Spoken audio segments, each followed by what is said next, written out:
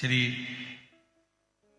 प्रकाश जी धारीवाल जी की धर्मपत्नी श्रीमती दीना जी प्रकाश जी धारीवाल जी ने एक प्रश्न किया था प्रदोष के लिए।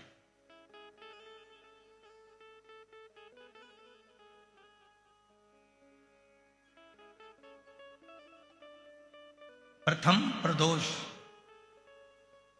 की उत्पत्ति कब और कैसे हुई? सबसे पहला प्रदोष का व्रत किसने धारण किया था?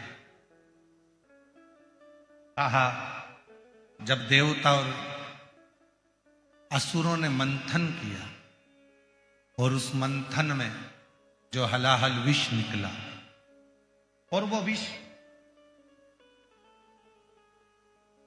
कोई लेना नहीं चाहता था। ऐसा दुनिया में कोई नहीं है जो बुराई लेगा। अच्छा किया तो मैंने किया, बुरा करा तो इसने किया। जितना किया अच्छा मैंने करा और बुरा करा तो इसने करा। दुनिया में बहुत कम लोग होंगे जो बुराई खुद ले लेंगे। जब मंथन हुआ विष निकला और वो विष हलाहल विष शिव जी के पास पहुंचा।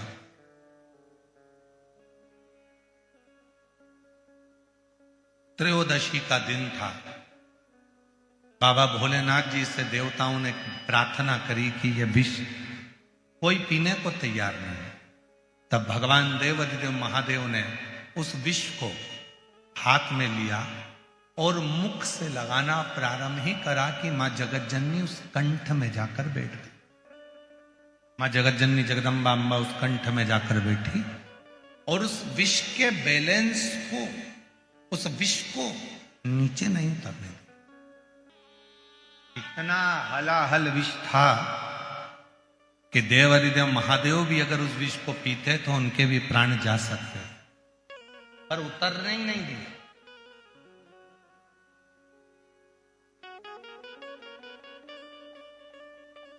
सारे दोषों को, उस विष के संपूर्ण दोषों को मां जगतजननी ने अपने हस्त कमल पर झेल लिया और पूरी रात्रि पूरा समय मां जगतजननी शिव के नाम का स्मरण करती रही। शिव जी प्रसन्न हो गए और संपूर्ण सुख देने वाले उस प्रदोष का महत्व स्वयं शंकर जी ने पार्वती से कह दिया। पार्वती, आज त्रयोदशी है। जिस दिन तूने प्रदोष काल में मेरे कंठ में इस विष को झेला है, संपूर्ण जगत में कोई भी जो इस त्रयोदशी के दिन प्रदोष का व्रत करेगा और प्रदोष काल में मेरी साधना करेगा, उसकी जिंदगी के सारे विषयों को मैं अपनी ओर खींच लूंगा और उसको सुख प्रदान।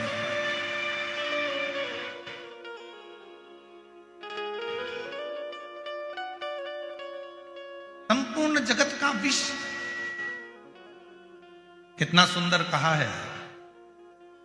ये जो प्रसंग आप लोगों को मिल रहा है, ये प्रसंग हम इस कथा में लेने वाले नहीं थे, पर उन्होंने माता जी ने पहले दिन ही ऐसा प्रश्न खड़ा कर दिया, इसलिए इसको थोड़ा थोड़ा थोड़ा थोड़ा लिया जा रहा है। इसलिए इसको थोड़ा थोड़ा थोड़ा थोड़ा ले। कितना सुंदर वर्णन करा गया है शिव महापुराण में प्रदोष की महत्वता में। शिव महापुराण में प्रदोष की महत्वता कहते हुए स्वयं वेदव्यास जी वर्णन कर रहे हैं। तुमरुका जी चंचुला देवी से कहते हैं, चंचुला 15 दिन में प्रदोष आती है। हर 15 दिन में प्रदोष आती है।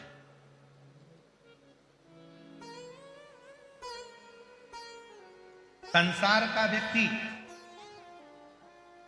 यदि किसी तीर्थ में नहीं जा सकता, संसार का व्यक्ति कोई तीर्थ नहीं जा सकता, संसार का व्यक्ति कोई तीर्थ में जाकर स्नान नहीं कर सकता, संसार का व्यक्ति किसी तीर्थ में जाकर किसी पवित्र नदी का यदि स्नान नहीं कर पाता, तीर्थ नहीं जा पाता या भगवान शंकर का भजन नहीं कर पाता, हर 15 दिन में प्रदोष आती है।